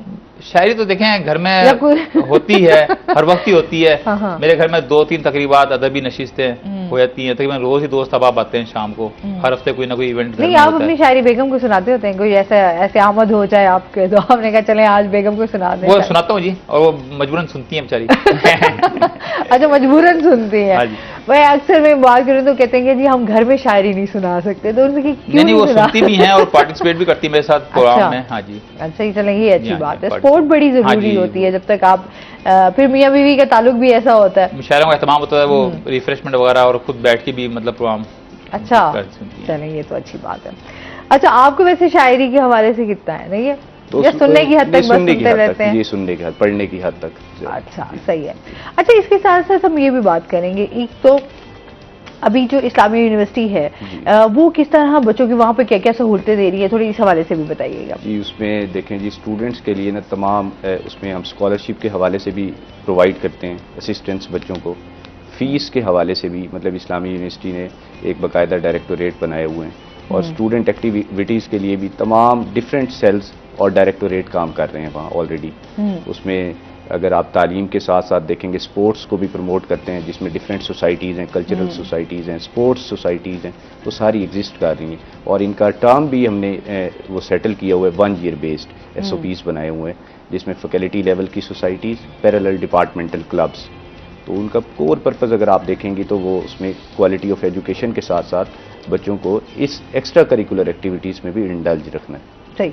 अच्छा, आपका क्योंकि लॉ के साथ भी आप माशाल्लाह इसमें आपने डिग्रीज ली हुई हैं, थोड़ा सा इस हवाले से बताएं कि हम इंसाफ की हमेशा बात करते हैं, आज तक इंसाफ में बेहतरी नहीं आ सकी, क्या कहना चाहेंगे इस बारे में आप? उसमें जी बहुत सारी चीज़ें कार फरमा हैं। उसमें आप देखें अगर आपका जुडिशल सिस्टम जो है हमारे पास, उसमें बहुत सारी चीज़ें इन्वॉल्व हैं, स्टेक होल्डर्स हैं, लाइक जैसे सर लॉ प्रैक्टिशनर है, तो इसी तरह बार के साथ बेंच, 2 चीज़ें लाजम मलजूम है। और तीसरी चीज़ उसके साथ जो होती है, जो स्टेक होल्डर जिसे आप कहेंगे, वो होता है लिटिगेंट। अब लिटिगेंट की कोशिश है कि उसे डोर स्टेप जस्टिस दिया जाए, कानून की रिक्वायरमेंट भी यही है। मतलब आप देखें अगर लॉ में भी देखें कि डोर स्टेप जस्टिस होना चाहिए और स्पीडी प्रॉम्प्ट होना चाहिए, जबकि हम देखते हैं अनफॉर्चुनेटली पाकिस्तान में जो जस्टिस डिलेड का जो एलिमेंट है और जस्टिस डिनाइड, जी ये बिल्कुल एक मैगज़िम है जी, इसके ऊपर पूरी एक जूरिस्प्रूडेंस डेवलप है लॉ में, तो वो बहुत पीछे रह गए। उसके लिए ये है कि डिफरेंट जो रिफॉर्म्स हैं लॉ में वो हो रही हैं, जिसमें जजिस की रेशो के हवाले से भी एक क्वेश्चन होता है कि कम है, जबकि आप देखें जो हमारे यहाँ पेंडेंसी ऑफ केसेस है वो बहुत ज़्यादा है। तो उस चीज़ को कर्ब करने के लिए जो रिफॉर्म्स में एक आपने देखा होगा अल्टरनेट डिस्प्यूट रेजोल्यूशन सिस्टम, या एक आर्बिट्रेशन सिस्टम होता था हमारे पास, उस पर भी बाकायदा लेजिस्लेशन ऑलरेडी, आर्बिट्रेशन लॉ तो क्योंकि 1940 से एग्जिस्ट कर रहा है, जो ADR के अंदर डेवलपमेंट हो रही है उसका जो कोर ऑब्जेक्टिव है कि speedy, prompt and inexpensive justice वो दिया जाए। तो होप सो, उम्मीद भी रखनी चाहिए हमें, क्योंकि अल्लाह से उम्मीद रखें कि इंशाल्लाह आने वाले टाइम में बेहतरी हो और लोगों को इंसाफ, जो ट्रू स्पिरिट ऑफ लॉ है वो मिलना चाहिए। अच्छा, पहले हम जैसे अभी बात कर रहे थे ना कि इदारों पर से ट्रस्ट लोगों का अब जा रहा है, लोग, तो आप क्या कहना चाहेंगे इस बारे में? उसमें सबसे बड़ी रीज़न ये होती है कि आप देखें जी, जिस तरह हमारी सोसाइटी में एक कल्चर है कि किसी के साथ कोई भी वकूआ होता है, चाहे वो क्रिमिनल साइड पे चाहे वो सिविल साइड्स पे, लोगों की रेशो ये कम हो गई है कि वो कोर्ट्स में जाएं। और आपके डिफरेंट प्रोग्राम्स भी मैंने सुने और देखते रहते हैं, हम टीवी के ऊपर देखते हैं अक्सर, लोग क्या वजह है कि कोर्ट्स को क्यों नहीं अप्रोच करते। उसके पीछे सबसे बड़ा जो एक आप कह सकते हैं कि जो फोर्स है वो ये है कि जो इंसाफ है, प्रॉम्प्ट जस्टिस, वो नहीं मिलता लोगों को, नहीं मिलता, ये हकीकत है। ये बड़ा हम भी कहते हैं बड़ी क्रूर रियलिटी है जी, कि लोग आते तो हैं इस तरफ, लेकिन लोगों को इंसाफ नहीं मिलता। अगर वो मिलता भी है तो वो आप ये देखें कि काफी टाइम है उसमें। हाँ, जब वो इतना डिले के बाद वो एक चीज मिलती है उन्हें, लेकिन इसमें आप देखें लेकिन जजेस भी काम कर रहे हैं उसी हवाले से। मतलब कई कोर्ट, जब मैं प्रैक्टिस करता था देखते थे कि कई जजेस ऐसे होते थे जो शाम तक अदालतों में काम करते थे और एक डेडिकेशन के साथ काम करते हैं। लॉयर्स भी उसी तरह असिस्ट करते हैं। तो अगर ये सारी चीज़ें बैठ के उन चीज़ों को फॉर्मुलेट दोबारा रिविजिट किया जाए तो ये सारी चीज़ें ठीक हो सकती हैं। मतलब कोई ऐसी चीज़ नहीं है दुनिया में, आप देखें हाँ, ये तो हम कहते हैं ना कि कोई चीज़ भी जो है वो नामुमकिन नहीं है, मुमकिन बनाया जा सकता है। लेकिन बात वही आ जाती है ना कि फिर हमारे सिस्टम में वो चीज़ें बेहतरी और फिर जो हम समझते हैं कानून के हवाले से बेहतरी आनी चाहिए, वो बस वादों की और सिर्फ बातों तक महदूद रह जाती हैं, उसके ऊपर कभी जो है इम्प्लीमेंट नहीं हुआ। बस वो आपकी बात भी बिल्कुल ठीक है, शायद इस वजह से भी जो है ये वजह भी एक हो सकती है। एक कॉलर है हमारे साथ। अस्सलाम वालेकुम। वालेकुम अस्सलाम जी, कौन बात कर रहे हैं? बात कर रहा हूँ। अच्छा जी, क्या कहना चाहेंगे? मैं पापा से फरमाइश देना चाहूँगा एक नात की, अगर आप इजाज़त दे दो। हाँ बिल्कुल। पापा जी नात तो सुनाए, वो वाली दिल में हम याद नबी ऐसे बसाए हुए हैं। अच्छा बेटे, अच्छा सुना देता हूँ। ठीक है जी, बहुत शुक्रिया।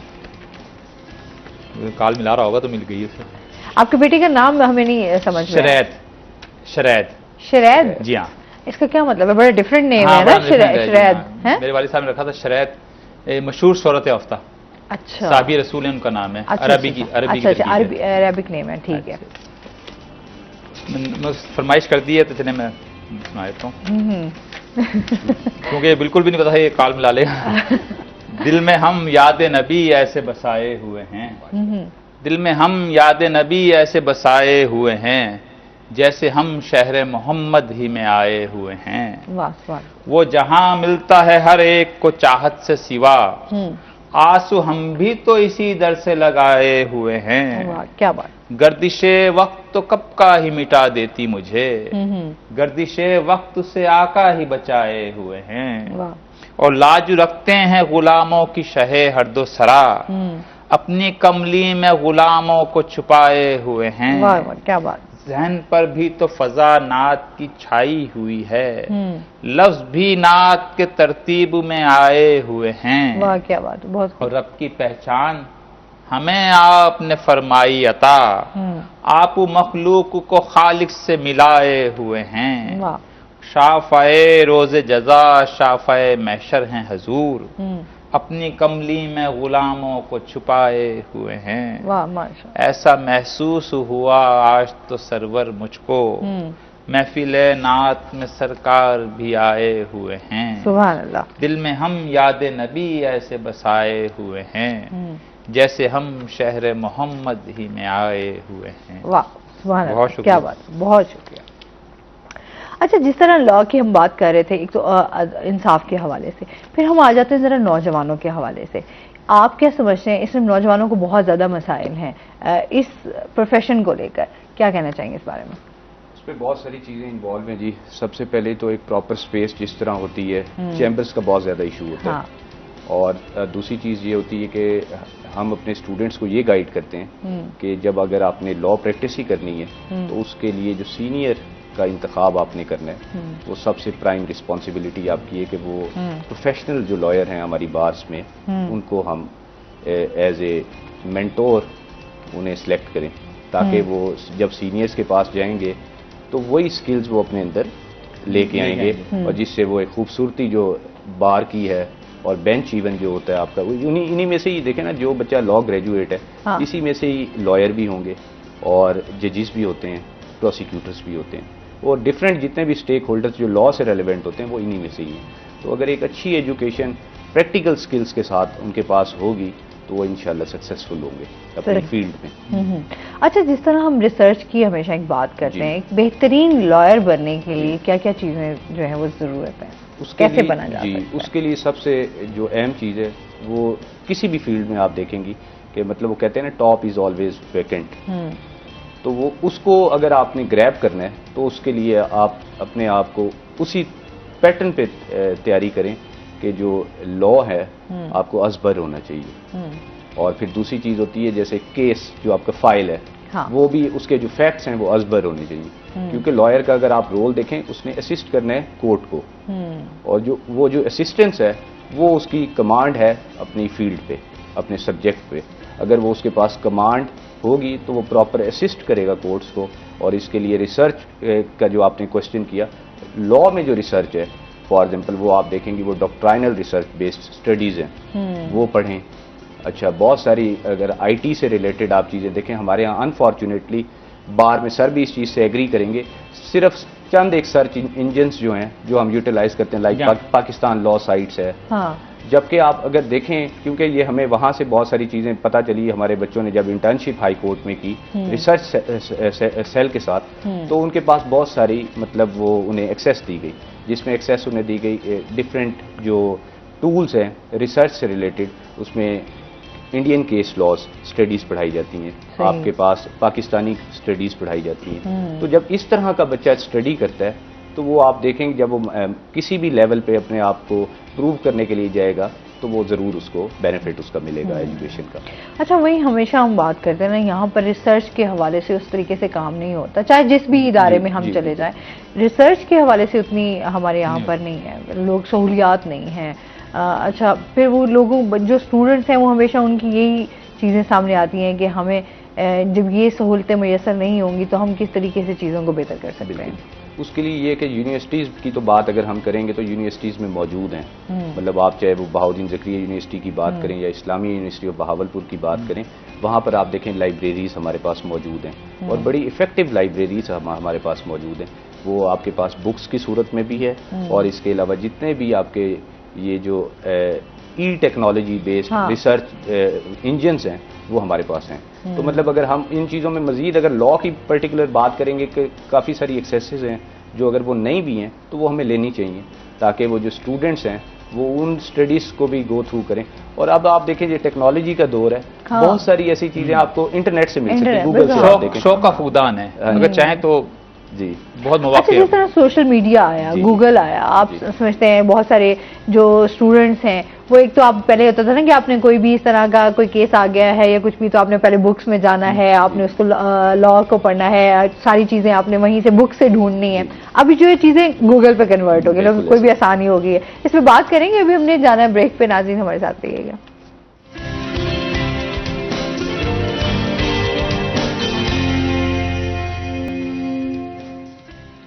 वेलकम बैक नाज़रीन, रोही एटन में आपको खुश आमदीद कहते हैं। अच्छा, इस तरह एक तो हमने इसके एक लॉ के हवाले से बात हो रही है, साथ साथ इस हवाले से भी बात करेंगे। हम देखते हैं कचहरी में आए रोज़ जो है वो तशद्दुद के वाक़यात भी आ रहे होते हैं, लड़ाई झगड़े भी आ रहे होते हैं। इसके बारे में आप क्या कहना चाहेंगे, इनको कैसे रोका जा सकता है? यहाँ रोज़ाना का ही मामूल बन गया है कचहरी में कि 3-4 वाक़यात तशद्दुद के, कैदी आपस में लड़ पड़ते हैं और फायरिंग हो जाती है। अभी परसों पहले दिन भी एक वाक़या हुआ है कि एक बैलिफ पकड़ के लाया एक आदमी को, तो उसने चाकू से वार किए और वो उसके यहाँ पे रगें कट गई हैं गले की और वो एमरजेंसी में गया। फिर इस तरह के वाक़यात हुए हैं। सिक्योरिटी लैब्स है, इतनी बड़े जगह है मगर प्रॉपर सिक्योरिटी नहीं है। वहाँ पे पॉलिश वाले और फकीर उनके रूप में, मतलब किसी भी उस पे आप ये कचहरी में भी जाएं तो लोग कहते हैं कि अपने आप को सेफ नहीं सेफ महसूस कर। आप जा रहे हैं तो कहीं से भी फायरिंग हुई है तो जिसको मारा गई फायर उसको नहीं लगता, बेचारे राहगीर को या दूसरे को लग जाता है। इस पे बहुत कंट्रोल की जरूरत है। तो इसके लिए कोई एक्टिविटीज नहीं हो रही, कोई रोकथाम के हवाले से? देखें जी, ये तो डीसी साहब के जिम्मे है कचहरी की सिक्योरिटी, तो वो खुद ही एक बजे तशरीफ लाते हैं, कई दिन नहीं भी आते हैं। तो बात करेंगे तो फिर दूर तक जाएगी। हाँ, तो दूर तक जाएगी बात। लेकिन ये तो है कि हमारा जो सिस्टम है वो बहुत ज्यादा बिगड़ा हुआ है, उसको ठीक होने में बड़ा टाइम लग जाएगा। लेकिन बात यह कि फिर भी कोशिश हमेशा इंसान को जारी रखनी चाहिए। बेहतरी तभी आ सकती है ना जब हम कहते हैं सब मिलकर उसमें अपना रोल प्ले करें। अच्छा सर, इंसाफ की फराहमी के हवाले से आप क्या समझते हैं, तरमीम कितनी जरूरी है? देखिए, तरमीम की मेरी नज़र में जो मेरी अंडरस्टैंडिंग है उसके मुताबिक लॉ सारे मौजूद हैं हमारे पास। जो सिर्फ कमी अगर है तो वो ट्रू इम्प्लीमेंटेशन है। अगर वो हो जाए तो सारी चीज़ें इंशाल्लाह ठीक हो जाएंगी। तो अगर और आप डिफरेंट अगर पर्सपेक्टिव में भी बात करें, जो वर्ल्ड के मॉडल्स हैं जस्टिस सिस्टम के, तो वहाँ जो प्राइम चीज़ है वो प्रॉम्प्ट जस्टिस है। तो सिर्फ उसकी कमी है। अगर वो चीज़ें ले के हम आ जाएँ अपने सिस्टम के अंदर वो इंडक्ट कर ली जाए तो सारी चीज़ें ठीक हो सकती हैं। कोई भी चीज़ समझते हैं क्या वजूहात हैं, क्यों नहीं इस चीज़ को बेहतर किया जा रहा है, इस पे अमल दरामद नहीं किया जाता? बस उसमें बेसिकली जो असल रीज़न अगर आप देखें ट्रेस करें तो वो ये है कि रिसोर्सेज भी जिस तरह स्टेट के पास हमारे आप देख रहे हैं इस टाइम पाकिस्तान जो चैलेंजेस फेस कर रहा है, हाँ। उसमें आप देखें इकोनॉमिक एक सबसे मौजूदा जो सूरत हाल है तो वो एक एलिमेंट ये भी हो सकता है। अगर वो तमाम जो रिसोर्सेज हैं अगर प्रोवाइड किए जाएं वो बास को जो उसके स्टेक होल्डर्स हैं जुडिशल सिस्टम के, उसमें तमाम लोग शामिल हैं, इवन साइल भी शामिल है, जो लिटिगेंट है उन्हें प्रॉपर एक सिस्टम दिया जाए जहां पर उनके जो जब वो कोर्ट में आए तो वो कॉन्फिडेंस के साथ आए, वो ये ना समझें कि मैं लवारिस हूँ वहाँ। मतलब कोर्ट्स तो गार्डियंस है, मतलब आप देखते हैं कि courts are the guardians of the citizens, rights की प्रोटेक्टर्स हैं। अगर उनको जब ये एहसास मिलने लग जाएगा कि अदालतें वाकई हमारे तहफ़्फ़ुज़ के लिए बनी हुई हैं तो वो मेरा ख्याल है कि वो एक पर्सपेक्टिव जो है वो सारा चेंज हो जाएगा, उससे बेहतरी आएगी। ये हम लोग तो चाहते हैं कि जाहिर सी बात है यहाँ पर तो आए दिन जिस तरह अभी क्राइम में भी बहुत ज़्यादा इजाफा होता जा रहा है, आजकल आप देख रहे हैं कितना चीज़ें जो है वो बिगड़ रही हैं, फिर हम लोग उनकी चीज़ों से बहुत ज़्यादा चैलेंजेस हमारे पास बहुत ज़्यादा हैं। इस टाइम हम लोग देखें तो आए दिन हमें कोई ना कोई चैलेंज मिल रहा होता है और हम उसको फेस कर रहे होते हैं, तो फिर बेहतरी लाने की बड़ी ज़रूरत है, हमारी हुकूमत को इसमें अपना बड़ा रोल प्ले करना चाहिए। अच्छा, इसके साथ साथ अच्छा आप जो है वो पढ़ाने की तरफ आए, थोड़ा सा इस जर्नी के हवाले से भी जानना चाहते हो ना, आपने लॉ की प्रैक्टिस भी की और फिर आप इधर शिफ्ट हो गए। सबसे बड़ी बात है कि शौक एक होता है, पैशन। तो टीचिंग मेरा शुरू से था, मतलब मैं लॉ प्रैक्टिस भी करता था और फिर as a visiting faculty member Gilani law college में पढ़ाता था बहाउद्दीन ज़करिया यूनिवर्सिटी में, और उसी के पैरेलल साथ साथ मैं बिहाड़ी कैंपस जो बहाउद्दीन ज़करिया यूनिवर्सिटी का है वहाँ भी मैं पढ़ाता था विजिटिंग बेसिस पे, मतलब वीक में मैंने एक दिन रखा हुआ था। अच्छा। कि लॉ प्रैक्टिस बाकी दिन और फिर उसके बाद टीचिंग। सही। तो फिर अल्लाह ने मौका दे दिया टीचिंग की तरफ। अच्छा, बड़े कम लोग होते हैं वैसे, हम देखते हैं लोग जो है ना चॉइस के मुताबिक अपने इस प्रोफेशन में आए, बड़े कम लोग हैं टीचिंग के हवाले से बात करें, वरना वहाँ अच्छा कोई और ऑप्शन नहीं ना बची, चले टीचर ही बन जाए। बस उसमें ये देखें इन चीज़ों को चेंज करने की ज़रूरत है। मतलब आप देखें कि बगैर उस्ताद के माशरा नहीं चल सकता। हम इस फैक्ट को मतलब देखें आज जो एक ये जिस तरह आपने बात की है कि ये इस चीज़ को नरेट कर रही है कि हमारे यहाँ ये सोच पाई जाती है, ये हकीकत मतलब ये हकीकत है, इस टाइम ये सोच पाई जाती है। लोग कहते हैं अच्छा कोई और जॉब नहीं मिल रही तो चलें ठीक है फिर, लेकिन मैं इसको काउंटर इस सेंस में करता हूँ कि बगैर उस्ताद के माशरा कामयाब नहीं। आज कोई भी शख्स किसी भी डेजिग्नेशन पे बैठा है, चाहे वो टॉप पे बैठा है, बिल्कुल ऐसे उसके पीछे उस्ताद का ये तो है, इस चीज से हम डिनाई नहीं कर सकते कि और ये तो बहुत अरसे से ये चीज चलती आ रही है। अगर हम पैगंबरों से भी स्टार्ट करें तो आपको हमेशा एक उस्ताद की जरूरत रहती है, और फिर जो सीखने का अमल है वो भी आपका जो है जब तक आप जिंदा हैं कब्र तक जो है वो ये चीज आपकी चलती है कि आप सीखते रहते हैं। इसके लिए ये है कि उस्ताद भी जो हैं, टीचर्स जो हैं, चाहे वो किसी भी लेवल पे हैं, स्कूल लेवल पे हैं या कॉलेज लेवल पे या यूनिवर्सिटी लेवल पे जो हैं, तो उनके लिए सबसे अहम चीज़ वो मेहनत है। और बच्चों जो स्टूडेंट्स हैं हमारा, मतलब जो मेन हमारे मतलब आप कह सकते हैं स्टेक होल्डर, उनको हम इस तरह पॉलिश करके फील्ड में भेजें कि वो हमारे लिए एक बाइस एजाज़ हों और उससे माशरे में बहुत बेहतरी आएगी। अच्छा, फिर तरबियत की भी अगर हम बात करें, आपको तरबियत का फुकदान कितना नज़र आता है? तरबियत का जी उसमें जो ट्रेंड पाया जा रहा है उसमें ये है कि बच्चे डिफरेंट बैकग्राउंड से आते हैं। हम क्योंकि साउथ पंजाब से हमारा ताल्लुक है, तो साउथ पंजाब में आप देखें खाली मुल्तान नहीं, इसके अलावा जो हमारी जितनी भी बेल्ट्स हैं, जो हमारे एरियाज हैं, मज़ाफ़ात हैं जैसे, वहाँ से बच्चे आते हैं, तो उनको उस माहौल में एडजस्ट होने के लिए भी थोड़ा टाइम चाहिए होता है। तो उसके लिए जो यूनिवर्सिटीज़, कॉलेजेस, स्कूल्स हैं वो अपना रोल प्ले तो करते हैं, और उनमें देखें जी शौक सबसे बड़ी चीज़ है। आप किसी को फोर्स नहीं कर सकते। अगर किसी भी स्टूडेंट में शौक होगा तो वो आप देखेंगे वो सक्सेसफुल होगा। और मतलब हमारे पार्ट पे ही बात आती है बीइंग ए इंडिविजुअल, कि अगर मुझे शौक नहीं है तो मैं कुछ भी नहीं हूँ। चाहे मुझे टीचर्स जो हैं वो पढ़ाते भी रहें, दुनिया के बेस्ट टीचर्स भी आ जाएं, लेकिन वो जब तक मैं शौक नहीं पैदा करूँगा तब तक वो नहीं होगा। तो शौक पैदा करना ज़रूरी है, और अपने आप को एक रिस्पॉन्सिबल सिटीजन समझें। वो हमारा आइन भी हमें एक बताता है, कानून भी बताता है, तो वो जो पैरामीटर्स हैं उनको हमें ऑप्ट करना पड़ेगा। बिल्कुल ऐसे ही है, बहुत ज़रूरी है। अच्छा सर, ये तो बातें हमारी साथ साथ चलती रहेंगी, थोड़ा मैंने कहा आपकी और शायरी भी हम सुने, आप हमारे साथ मौजूद हैं तो इस मौके का फायदा उठाएं। बहुत शुक्रिया, आपकी इनायत है। गजल के चंद शेर सुना देता हूँ। देखिए बचते हैं या जलते हैं, देखिए बचते हैं या जलते हैं, हर तरफ आग ही के शोले हैं। वाह। और खुद बदलते नहीं हैं अपना चलन, खुद बदलते नहीं हैं अपना चलन, हाथ से जिंदगी बदलते हैं। वाह।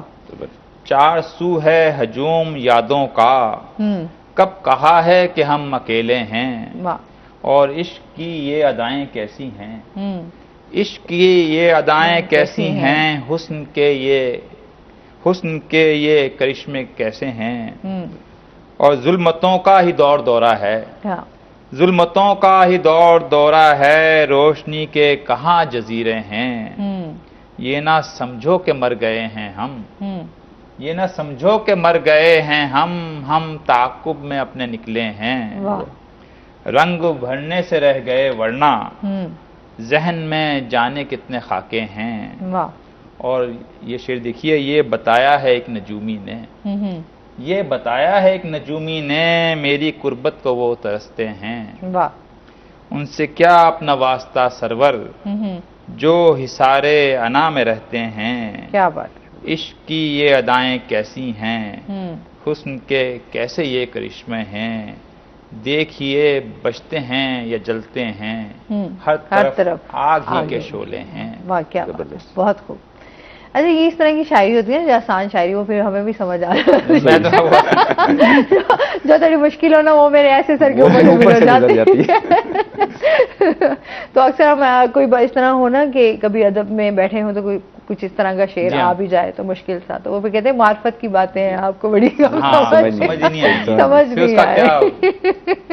सही है।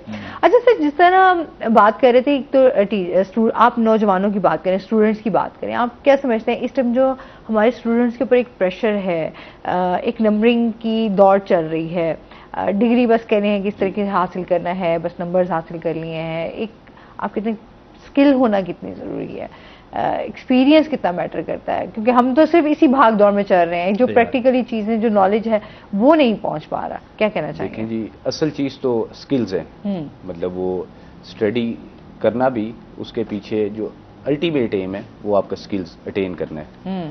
तो जो बच्चे इस चीज़ को अगर ऑप्ट नहीं करते तो वो नुकसान में ही रहते हैं। तो मैं आज आपके इस प्रोग्राम का एक बेनिफिट यही उठाता हूँ कि हमें ये बताना चाहिए कि बच्चों को भी कि वो एजुकेशन के पीछे नंबरों के लिए ना कोशिश करें, अनटिल और अनलेस जब तक वो स्किल्स नहीं ले लेते, मतलब एक प्रैक्टिकल कॉन्सेप्ट्स नहीं ले लेते। कॉन्सेप्ट नहीं है तो कुछ भी नहीं है, अंडरस्टैंडिंग्स तब भी डेवलप होंगी। तो वो उसके लिए पढ़ें, ना कि नंबरों की खातिर भागें। जब आपके पास वो दोनों चीजें आ जाएंगी तो नंबर्स खुद ब खुद आ जाएंगे आपके। बड़ा प्रेशर बच्चों के ऊपर ना आजकल इस हवाले से होता है, फिर पेरेंट्स की तरफ से भी, और फिर आपके अंदर के अच्छा नहीं यार कुछ तालीम कि हाँ जी आपने इतने मार्क्स लेकर आने हैं। फिर हम ये देखते हैं बच्चे बड़े कंफ्यूज आपको हमेशा नजर आएंगे, या फिर हम आजकल देखते हैं बच्चों में ये भी है डिप्रेशन और एंजाइटी, ये चीजें भी बहुत ज्यादा, ये चीजें कई आती हैं सामने हमारे। आप देखते हैं कि कई बच्चे ऐसे होते हैं, फॉर एग्जाम्पल वो एक अच्छा ग्रेड ले रहे होते हैं, लेकिन अगर खुदा ना खास्ता उनका कोई ग्रेड कम भी हो जाता है, थोड़ा सा कम होता है, वो बहुत डिस्टर्ब होता है बच्चा। तो उस चीज़ की भी हमें ज़रूरत है कि काउंसलिंग की ज़रूरत है, बच्चों की काउंसलिंग करें ताकि वो इन चीज़ों से बाहर आएँ और एक जो असल ऑब्जेक्ट है एजुकेशन का उसे अटेन करें। सही। अच्छा जी, मजीद भी इस हवाले से बात होगी, अभी हमने जाना है ब्रेक पे, हमारे साथ रहिएगा।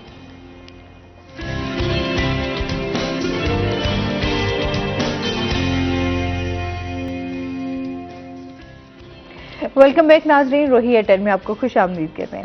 अच्छा, कैरियर काउंसलिंग कितनी ज़रूरी है? वो तो सबसे प्राइम चीज़ है कैरियर काउंसलिंग।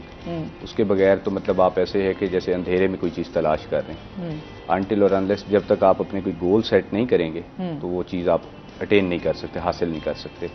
तो कैरियर काउंसलिंग के हवाले से हमारी यूनिवर्सिटी ने बाकायदा एक पूरा सेंटर इस्टेब्लिश किया है कैरियर काउंसलिंग का, और उसके साथ साथ पैरेलल हमने स्कॉलरशिप सेल भी मतलब बनाया हुआ है, डायरेक्टोरेट बनाया हुआ है इंटरनेशनल लिंकेजेस के नाम से।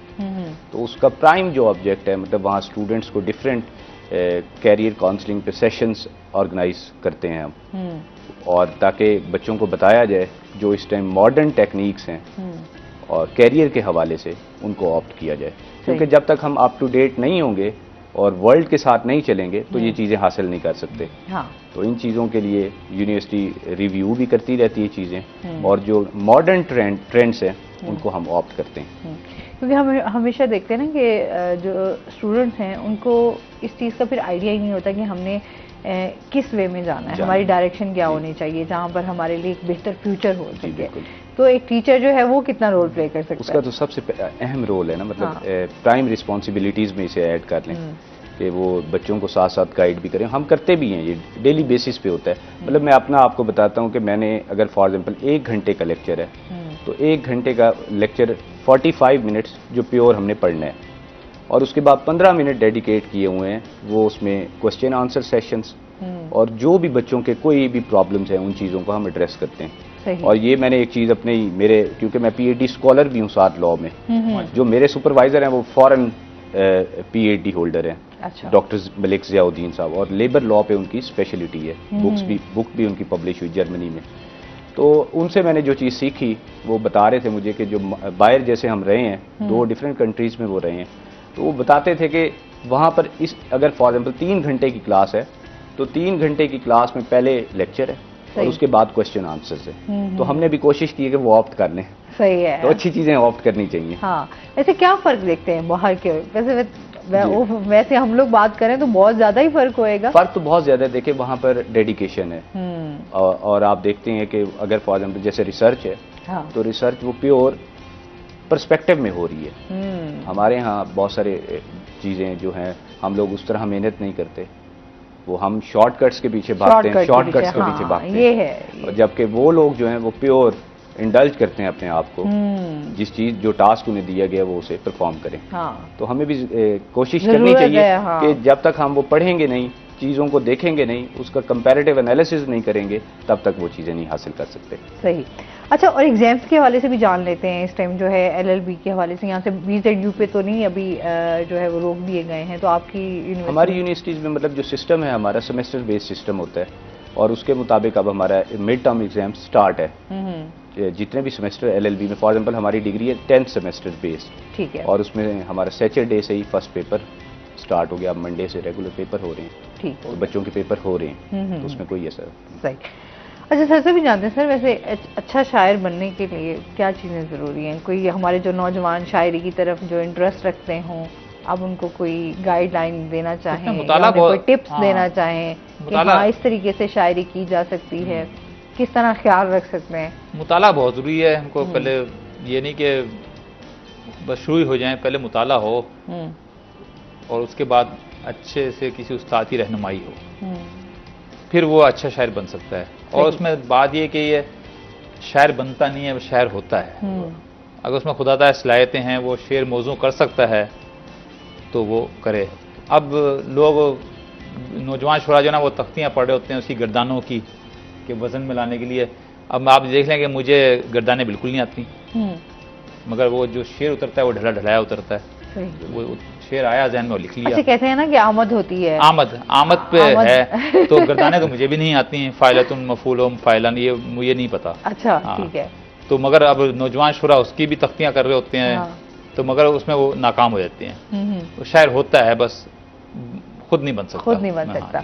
कहते हैं ना ये जो आर्टिस्ट होते हैं ना, जाहिर बात है हर इंसान में मैं कहती हूँ अल्लाह ताला ने जो है वो बड़ी सलाहियतें रखी हुई होती हैं। समटाइम ये होता है कुछ लोग उस चीज़ को उन सलाहियतों को बाहर नहीं निकालते, और कुछ लोग होते हैं जो उन सलाहियतों को रोक नहीं सकते, वो खुद ब खुद बाहर आ जाते हैं। ठीक है, तो आपने उस चीज़ का भरपूर फायदा उठाया। हाँ, उस चीज़ का भरपूर फायदा। सही हो गया। क्या सुना रहे हैं आप हमें? मैं एक गज़ल के चंद शेर, हमारे पास टाइम भी ऐसा है ना, चले आपसे जाते जाते एक और कलाम भी सुने कुछ। 2-4 शेर सुना देता हूँ। हुस्न पर इन्हिसार किसका है, हुस्न पर इन्हिसार किसका है, इश्क पर एतबार किसका है, किसकी तख्लीक है तेरा चेहरा, किसकी तख्लीक है तेरा चेहरा, सच बता शाहकार किसका है, वाह वाह। और हुस्न की दिल नशी अदाओं पर क्या बताएं खुमार किसका है, और रोक सकते नहीं किसी सूरत, रोक सकते नहीं किसी सूरत, मौत पर इख्तियार किसका है। वाह क्या बात है। लोग दीवाना वार आते हैं, लोग दीवाना वार आते हैं, देखिए तो मजार किसका है। वाह। और शेर देखिए, क्यों चले हो कहो समंदर पार, क्यों चले हो कहो समंदर पार, घर समंदर के पार किसका है। वाह। और मख्तार किया है, खुद से सरवर सवाल करता रहा, खुद से सरवर सवाल करता रहा, मेरी हस्ती पे बार किसका है। हुस्न पर इन्हिसार किसका है, इश्क पर एतबार किसका है। बहुत शुक्रिया, बहुत शुक्रिया सर साहब, आपको बहुत शुक्रिया, बहुत अच्छा लगा आप हमारे शो का हिस्सा बने। वैसे साहब आपका भी बहुत शुक्रिया। कोई मैसेज देना चाहें? बस मैसेज यही है कि बच्चों को पढ़ना चाहिए जी, और जिस तरह जितने भी इश्यूज हमने यहाँ डिस्कस किए हैं उन पे हमें गौर करना चाहिए। सही, बहुत शुक्रिया। कोई आप कुछ कहना चाहें, कोई मैसेज देना चाहें हमारे व्यूअर्स को? आपके शो में आके बहुत खुशी हुई है, मैंने बहुत एंजॉय किया है आज। हालांकि वर्किंग डे था मगर एहसास ही नहीं हुआ कि इतना टाइम यहाँ पर गुजर गया है। चलिए जी, आपका भी बहुत शुक्रिया दोनों का। और इसके साथ ही नाज़रीन, आज का प्रोग्राम यहीं पर खत्म हुआ। अपना बहुत सारा ख्याल रखिएगा, दुआओं में याद रखिएगा। इंशाल्लाह जिंदगी ने साथ दिया तो मंडे को आपसे फिर मुलाकात होगी। अपने वीकेंड को एंजॉय कीजिए। अल्लाह हाफिज़।